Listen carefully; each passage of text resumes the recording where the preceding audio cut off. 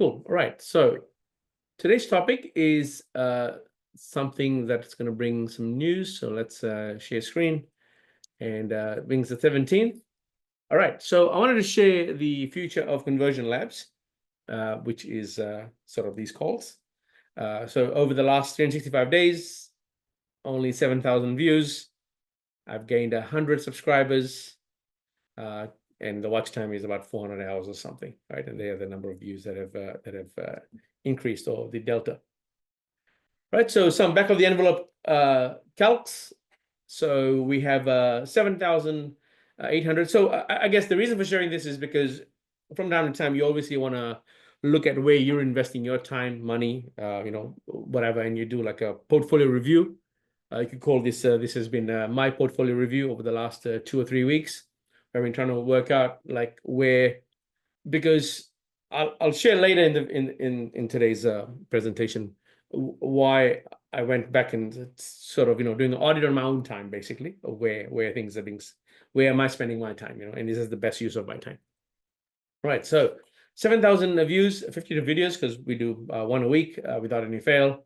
Average hours per video is about 4.5, so that's just maybe an hour for me to prepare, hour and a half sometimes, plus presentation about an hour or so, and then the editing and all that sort of stuff that happens afterwards, which is not my time, but nevertheless, it's time that's spent on it.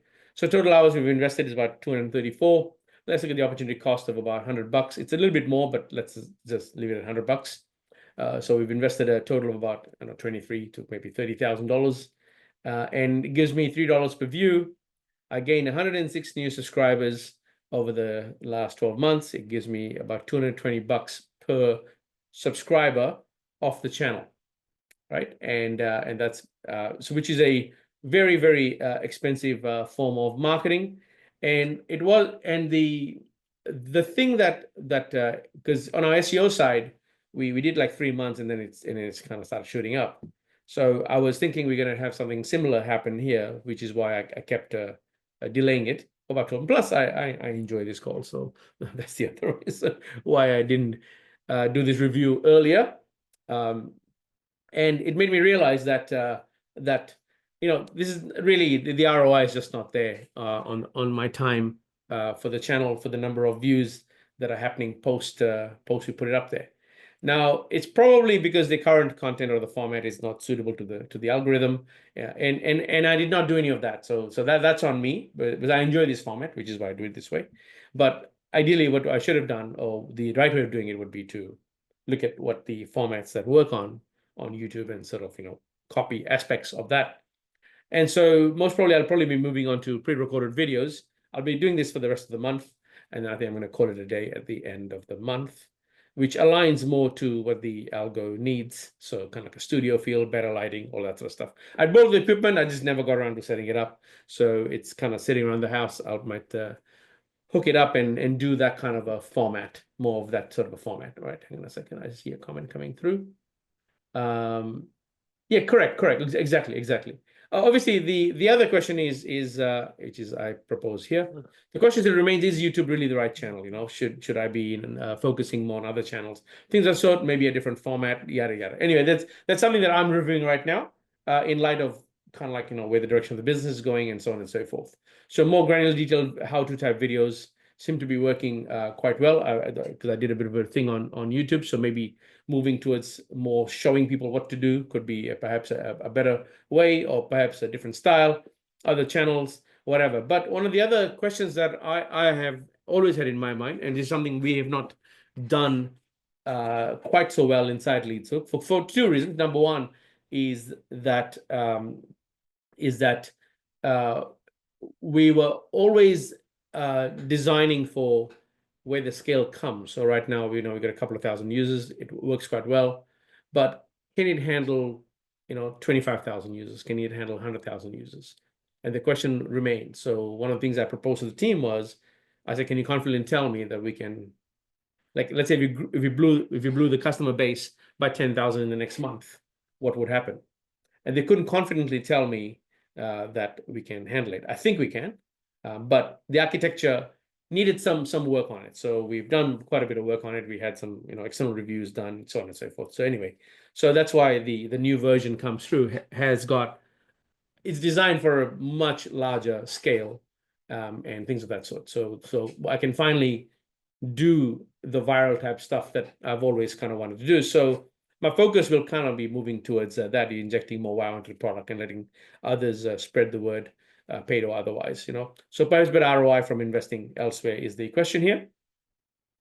Now, the bigger one is with the increase of the use of AI and agents, will humans have a need for teaching type of content, right? I'm not talking about in the next month or so, but let's say 18 months from now, when the agentic type stuff is going to be is probably going to be the mainstay of how we do it. Like the value of learning is in knowing what to do, how to do it, and when to do it, right?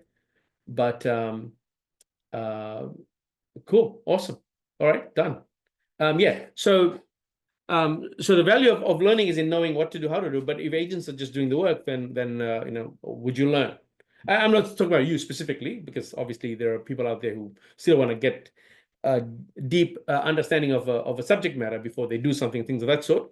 But the general public, or the general, at least in my experience with even in lead, so people are the demand is, can I just go press a button somewhere, right? That essentially is where the bulk of the market is. There are a few sort of guys who really strategically look at businesses. They tend to want to not press just buttons, but more or less it's the button pressing is where the market is, i.e. the silver bullet, and things of that sort. So the idea of learning something and then applying it, all that sort of stuff. But with the agents getting smarter and smarter, with the new your new learning type agents that are coming up, such as your 4.5 research that ChatGPT has come up with, things of that sort, and more and more coming out on a daily basis.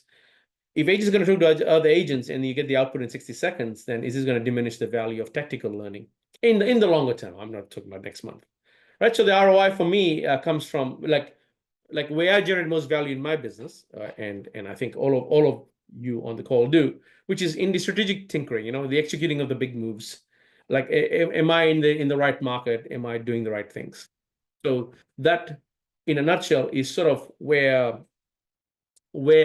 I'm at in discussion of that I'm having with myself and also the team. Sort of, are we positioned in the right way for what's gonna come up?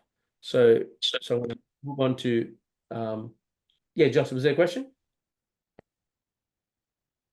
Sorry, I see somebody. Okay, no question. Okay, I'll just mute you for a second.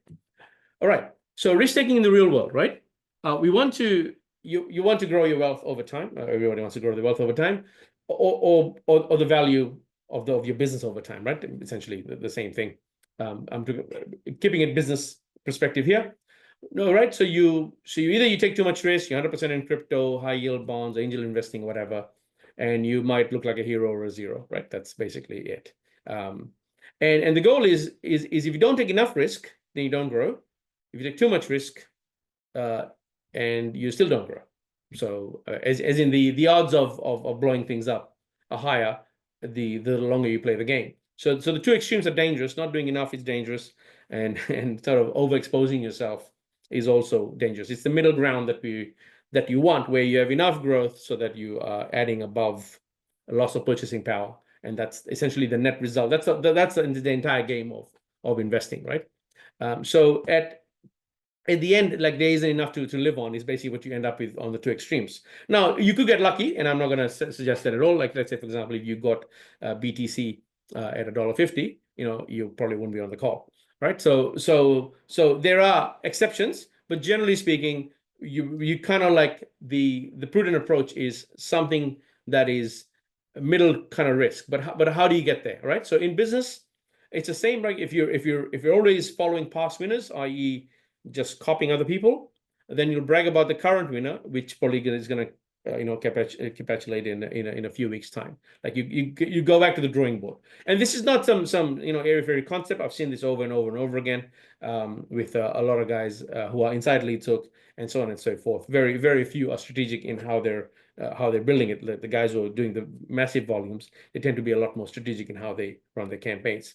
So the skill is persistent reinventing at some level. and making money from close to expired products is probably one metaphor to describe it. Except we don't know the actual date in our case. So, i.e., I go online, I do some research, I find like 10 funnels that look the same. I'm the 25th funnel now that's doing something very similar.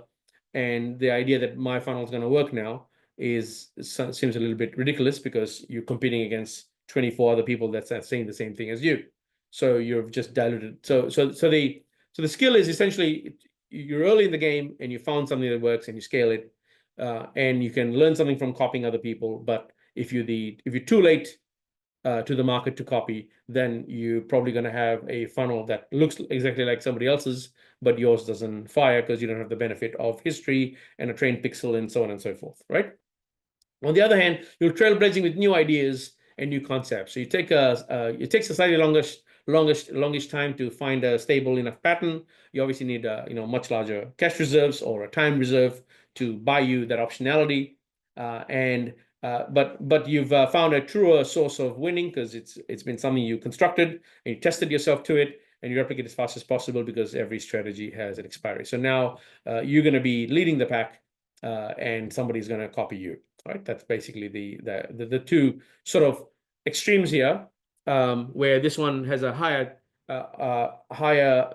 When you win big, but the odds of winning are low, obviously, because it's going to take you a bit of time to find it. So what's the middle ground we're looking at?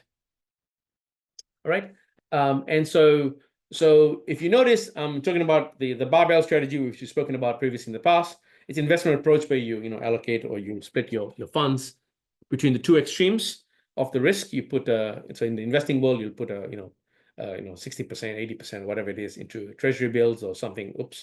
Something quite you put into something. You put a substantial amount into something low risk, and then you max out the risk on the other part, right? So this method aims to protect the majority of the portfolio from substantial losses while you're making gains from this, right? Why does it work? Because it allows you to sleep at night. It's psychologically attainable, or at least allows you to sleep. Now, what's the equivalent of this in the business stuff that we're running? So it's the pressure of change.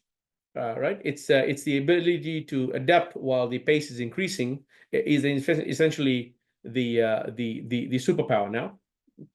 And as you can see here, the adoption rates of various technology has constantly gone down.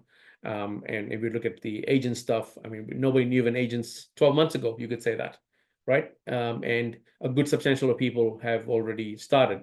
12 months ago, you could not have a developer build something. You're going to have pretty much novices with no coding experience are producing, for example, Josh on the call is producing, plugins and all kinds of stuff. So, and that is kind of like shows that this pace is increasing. Unfortunately, our ability to adapt is not quite there. So the tech is sort of outpacing us. And so what's the sort of the takeaway here is that the reinvention needs to be in the DNA, your ability to constantly reinvent, right? So what's the barbell of the business? Is some amount of organizational time is spent on reinvention. For anyone who's sort of doing quite well at the moment, would have spent a substantial amount of time in either staying up to date with the new changes that are coming through, such as with Facebook ads, Google ads, all that sort of stuff, and or the tech side of things where you're starting to deploy a lot of this AI type stuff to do aspects of what you're doing, if not completely removing you from the picture or a teammate. But some amount of time has to be spent on this reinvention during this phase while we're getting through there. So, for example, agents that I made 6 months ago are pretty much obsolete for what I could do today, right? And as an example, right? But that does not have to be kind of you. So it doesn't mean that you do the learning part. It can be a shared responsibility in the business, so on and so forth. In the business is going to be more than one person that gets involved. Right now, my litmus test is this: is that by the time a Facebook ad is talking about some sort of technology move, it's probably already getting a little bit too late. So you're buying almost a close to expiry strategy that's being promoted. Because if you think about it, in order for the Facebook ad to be created, you'd have to test whatever that idea was. You'd have to deploy it. you'd have to probably get some proof elements. So you'd probably sell it as a high ticket at some level. And then you'd get, I don't know, 20, 30 people, doing really well. And now you package it as some sort of a low ticket thing. And then you start running your Facebook ads or whatever. Of course, you can run Facebook ads for high ticket too, but let's assume that you're getting like a book offer or something. Right now, it's minimum a few months, if not 12 months, by the time you're seeing what's actually getting done. And so if it's a tech related something, I'm not talking about weight loss here. I'm talking mainly about AI agency and all that sort of stuff. It's probably a little bit too late by the time the strategy is being packaged up.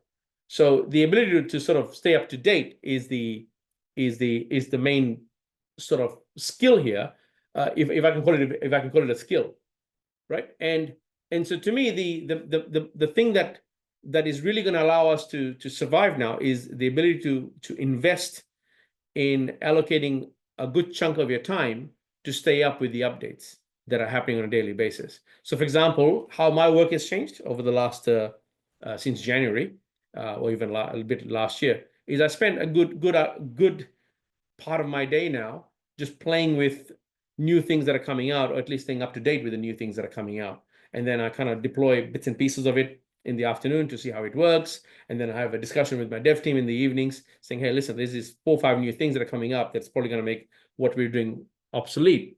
So what we're finding is that we've architected the business now in a very different way, where everything is actually a component piece, and there's nothing sitting in a large, nothing's being built in a massive singular system.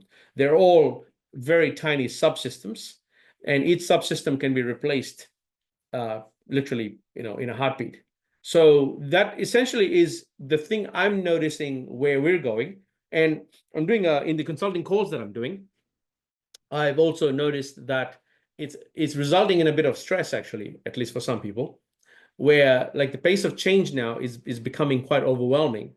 They're like, do I service my clients, or do I go and worry about the tech? And obviously there's, we're in this sort of muddy phase at the moment, or this really slushy kind of phase where nothing's been defined clearly, lots of things break and things of that sort. How do you survive in that kind of an environment?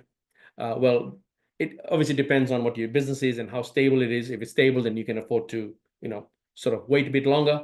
But depending on where you are and what you're doing, it may mean that some amount of time doesn't have to be the business owner's time, but someone in the team has to be devoting some amount of time to see what parts of our business need to be reinvented, replaced, or with some sort of a tech kind of an outcome because of the sheer size of the win from deploying that tech. And so that's kind of like what I wanted to chat about today, and kind of open it up. Obviously, there's no, this is kind of looking into what I realized with my ROI on YouTube. And then I kind of went back to the drawing board, and then I said, I'm required to spend quite a bit of time in staying up to date with stuff that's happening. And so is it really the best time invested for me to build a channel that's not going nowhere, or to redeploy that in some other way to deliver better product, so a product-led growth kind of a thing, versus necessarily just putting stuff on social and not having any traction with it, which has been kind of like what's happened over the last 12 months. Though I do enjoy these sessions. End of the day, they have to make business sense because it's not a hobby. So anyway, that's what prompted me to sort of this week present on this topic. And I guess I just want to open it up to see how others are dealing with these challenges. Are you facing them? How you're working through them? Are you also finding that you're allocating or have started allocating a substantial amount of your time, or some amount of your time towards kind of learning and sort of staying up to date with the pace of change? So if anybody wants to have a bit of a chat about it, feel free to unmute and let me know. Yeah. All right. Thanks, Josh. Thanks for sharing that. How about you, Anna? How are you finding it? You're finding more time being spent on reinventing, or not maybe reinventing. It's crazy, man. We're spending. I'm now spending probably 50% of my time. Yeah, that's substantial, right? Yeah, 50% of my time. And if you think about the idea of blacks, blues, and reds, you know, Yeah. one salesperson, 4 ops, Yeah. 2 back office, finance, right? Yeah. My time should be spent in the blacks, but now Yeah. I'm spending my time in like a blue, doing Yeah. more R&D stuff, because the pace of change is so fast. Yeah. Where we were changing ads weekly, we're now Yeah. changing ads, updating ads probably every 24 hours to 48 hours. Yeah.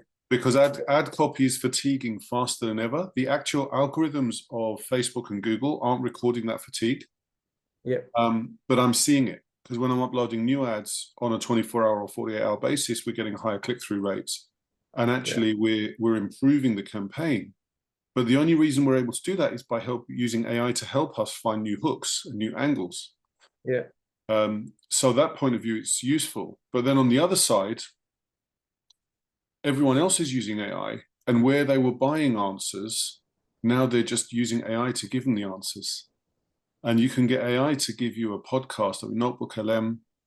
We can just upload any random data. You get a podcast of high quality 30 minutes of content almost immediately, like within 10 minutes. Yeah. So you can now upload the transcripts of 10 YouTube videos and have them all summarized and created into something brand new, and it'll take you less than 2 hours. Yeah. So Exactly. the pace of change and the pace of work now is faster than I've ever seen it, and it's only getting faster. Yeah. And I don't see how we're going to make money by slowing down. We have to make money by leveraging. So we're kind of stuck. Correct. We have to use technology, and we have to invest time in AI and new ideas in order to stay ahead of everyone else. You know, and what we're going to get is we're going to get the average Sunday runners, you're going to get the college runners, and then you're going to get the athletes, and then the Olympic athletes. And the money's going to be in the athletes and the Olympic athletes, and we have to be the athletes, right? Yeah. Correct. And everyone else is going to fall away. And But anyway, yes. So the ability to adapt is essentially becoming the superpower now, and the ability to reinvent, like throw out. So learn, oh, this is no longer working. Throw it out, replace it with something else.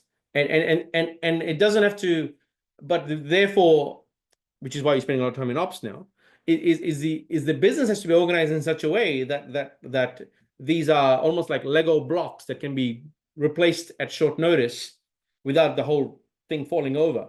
And at least in our case, if I can use an analogy, that's how we're kind of architecting everything now. And so as a result, almost moving towards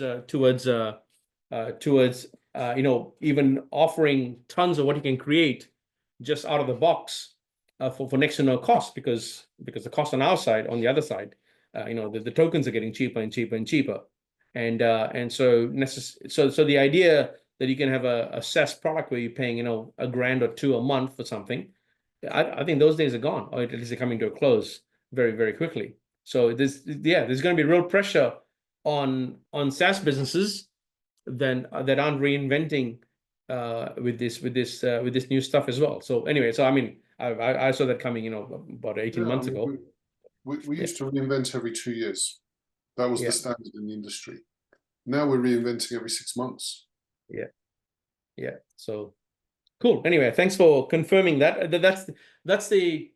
It's funny, in the consulting calls that I do, a lot of not a lot, but more time is being spent on kind of discussing this.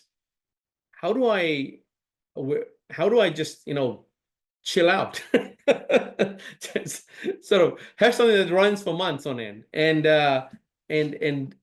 I don't know, I said I don't know too many people that are doing that at the moment. I said, I mean, there's the odd one out there that says, I've got an ad that has been running for 6 months, but it's getting less and less and less. Like the time that you're going to have something that runs for is getting almost like an outlier now, to say that I've got a landing page that has worked for 9 months or has worked for 2 years or something. It's kind of like not I'm not going to say not heard of, but it's getting rarer and rarer now.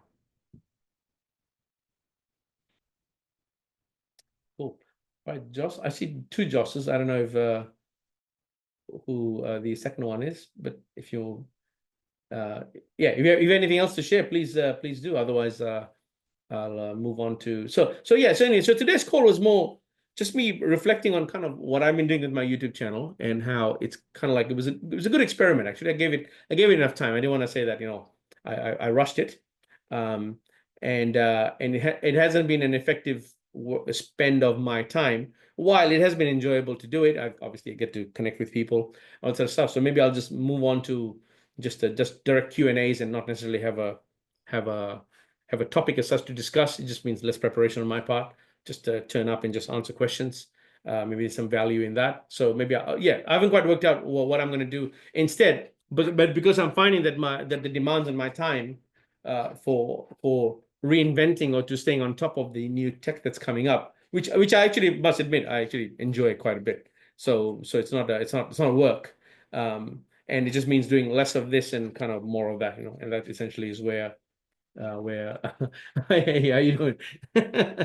The other Joss. Cool. Good to see you. Anyway, so I guess if there's no more, I wanted to keep today's session short unless people want to have a long-winded discussion on this. But essentially, the pace of change is where it's at. If you're not going to be able to keep up with it, it's going to be left behind. So the leverage here, or the arbitrage, is anyone who is able to stay on top of the change and embrace it pretty quickly. So in my own case, I think I shared that during the Speed SOS course. Is we were able to pretty much eliminate our accounting down to zero in terms of cost by just running it through 4 or 5 automations, and that was like about a $30,000 a year spend. So it's just not on the marketing side; it's also on the operational side. And if you squeeze that out of the business, that's an extra 30 grand or 40 grand or however big your business is. You actually end up in a situation where that drops straight to the bottom line. So you're becoming a much more efficient allocator of capital, which means your return on invested capital of the business is increasing. So i.e. increasing the value of the business, which is the whole point. So yeah. So I don't want to give the impression that all this tech stuff is just about, you know, finding new hooks using AI, because its applications go a little bit further than just hooks. So anyway, if there's any questions on this, any other comments on this, if there's not, we'll close out today's session. And I look forward to, I think next week I'll be able to show you our new AI stuff. So literally you press the button and it builds the entire funnel and everything. That's coming out next week, I think. So anyway, I'll have more to share then. Otherwise, if there's no more questions or comments, we'll call it a day, and I'll chat with you same time, same place next week.